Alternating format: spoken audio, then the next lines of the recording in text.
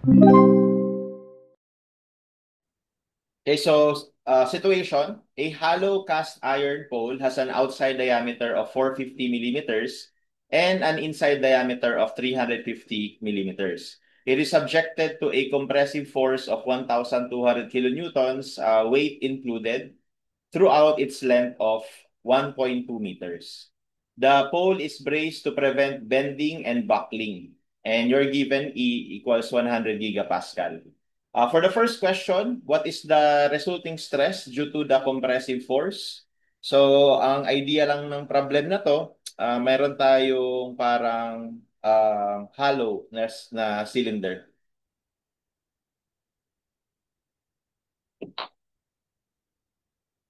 Okay?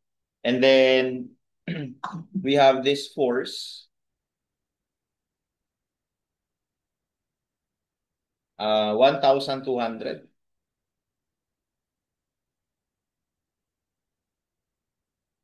kilonewtons.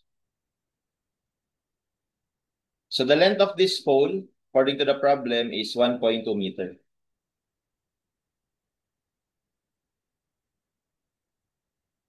Okay? And then for the cross section, yung outer diameter niya daw ay 450 mm and yung inner diameter niya ay 350 millimeters. So for the first question, very simple. Pinapahanap lang yung compressive stress or what is the axial stress due to the compressive force. So that's just a normal stress or an axial stress which is equal to force divided by the area.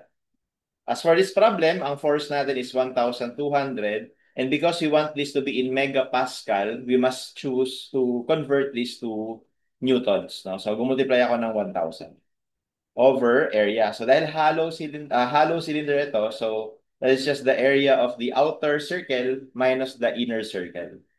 So that is 450 squared minus 350 squared. Okay, so we can directly answer the problem, no? And the value is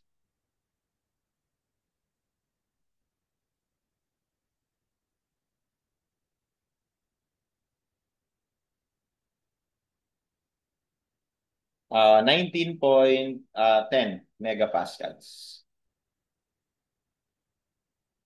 And that would be our answer.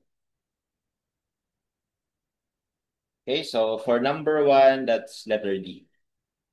For number two, what is the total contraction? So contraction meaning deformation, no? So again, actual deformation calculated as PL over AE. Okay? So our P would be 1,200. Again, gawin nating millimeter. I mean, gawin nating Newton. Yung length, gawin nating millimeter. So 1,200 millimeter. Over area. Well, area is the same.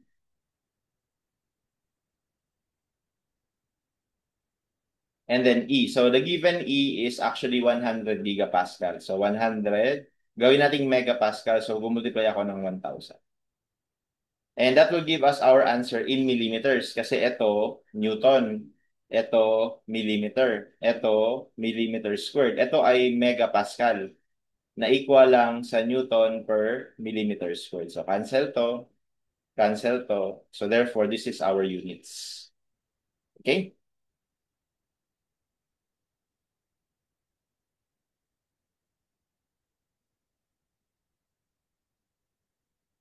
And that is 0.229 or 0.23 millimeters. Okay, so for number two, our answer is letters. Now for number three, find the load that would result to a total compressive strain of 0.003. So number three, para daw yung maging strain ay 0.003. Okay? Ano daw yung P na magbibigay ng ganyang strain? So dito, kailangan lang alam natin na pag sinabi nating strain, that is just the change in length over the original length. Or basically, that is just the deformation over the length. Okay?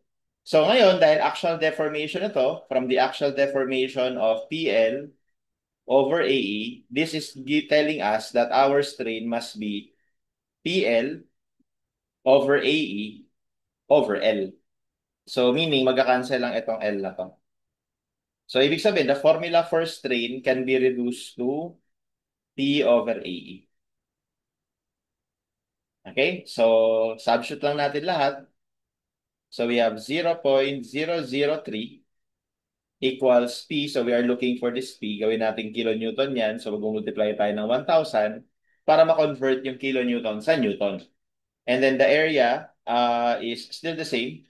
Pi over 4, 450 squared minus 350 squared. And then yung E ay 100,000 megapascals. And from here, we should be able to calculate the required P. So that is 0.0003 cross multiply the area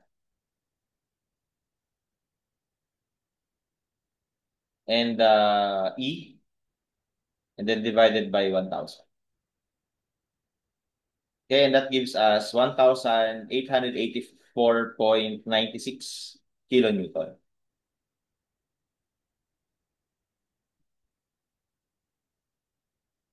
And that will be our answer.